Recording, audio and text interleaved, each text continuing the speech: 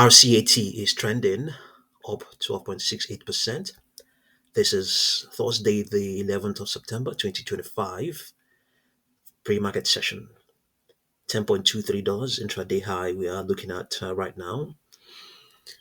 Yeah, the stock is trending after disclosing that its Teal Drones Black Widow systems have now been approved for inclusion in the NATO support and procurement agency Catalogue. The development is being hailed as a major milestone as it effectively opens the door for the company's drones to be procured by NATO member countries, significantly broadening the company's addressable market beyond the US defense sector. Investor sentiment has also turned bullish on that news, with many in the community, obviously trading community, and indeed the investing community, speculating that NATO approval could pave the way for large-scale international defense contracts, positioning the company as a credible player on the global stage.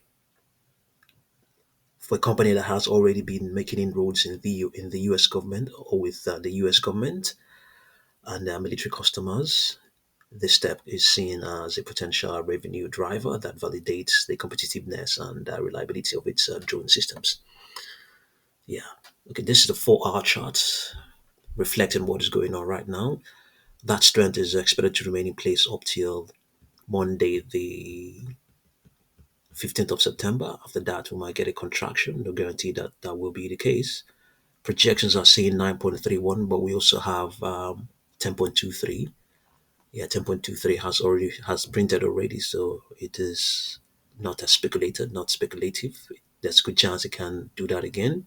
The probability suggests that it can because it has already done it, and they did it because people put their money in it as well. So yeah, we have 10.37 there. Previously, we had 18.68. Such prices has it printed that before?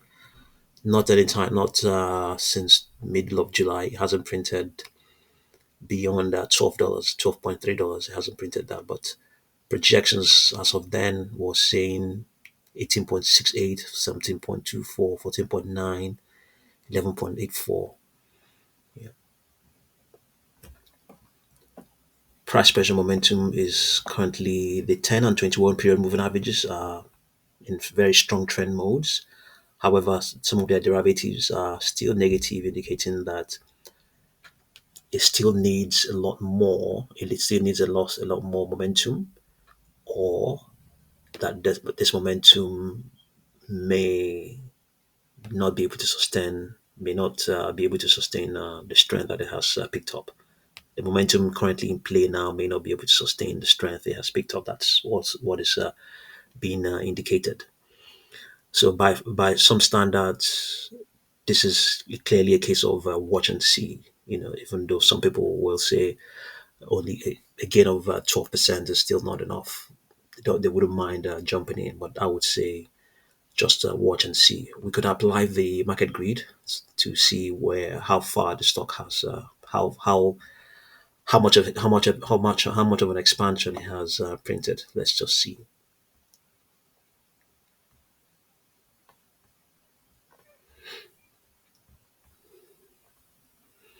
Okay, yeah.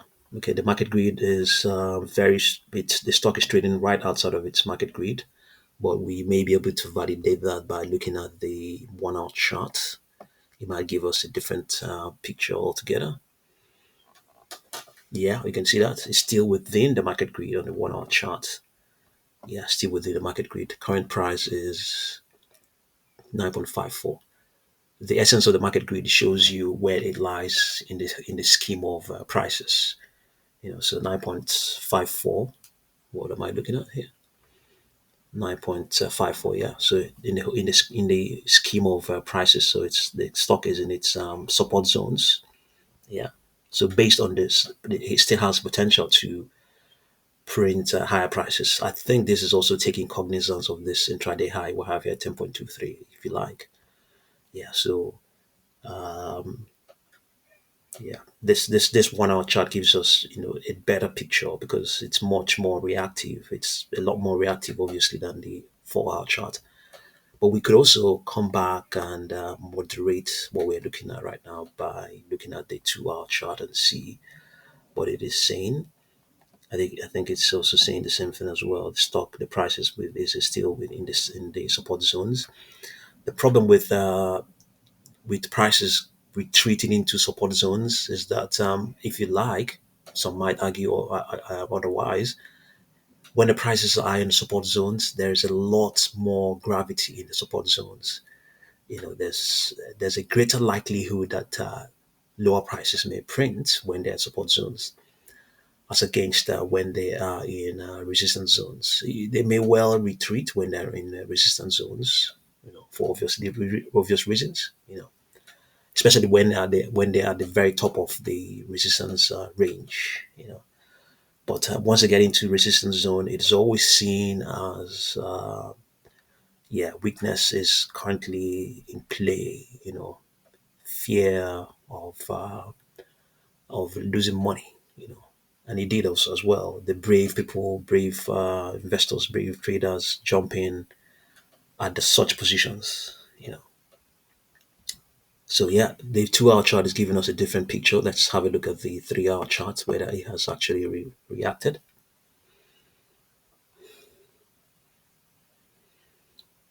The 3 hour chart has not reacted. So the 3 and 4 hour charts have not reacted to what's going on right now. So yeah, by some standards, the train has left the station.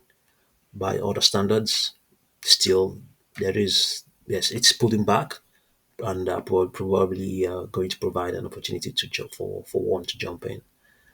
So yeah, let's have a look at the daily chart and see underlying trend. What the underlying trend is saying. They are strongly bullish.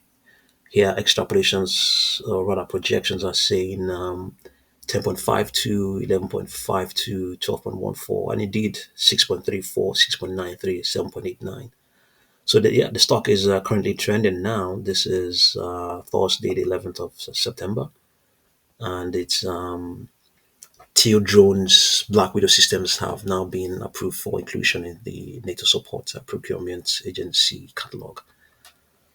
Let's see how active the stock is, how the market is, how active the market for the stock is.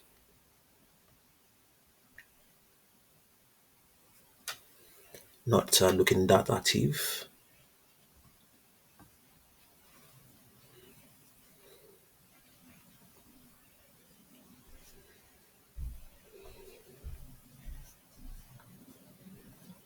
Let's see if we can find out how many shares have crossed the tape. Not a lot. Yeah, not a lot of shares so far. Okay, so have a look and see what you make of RCAT, and thank you very much for watching this video.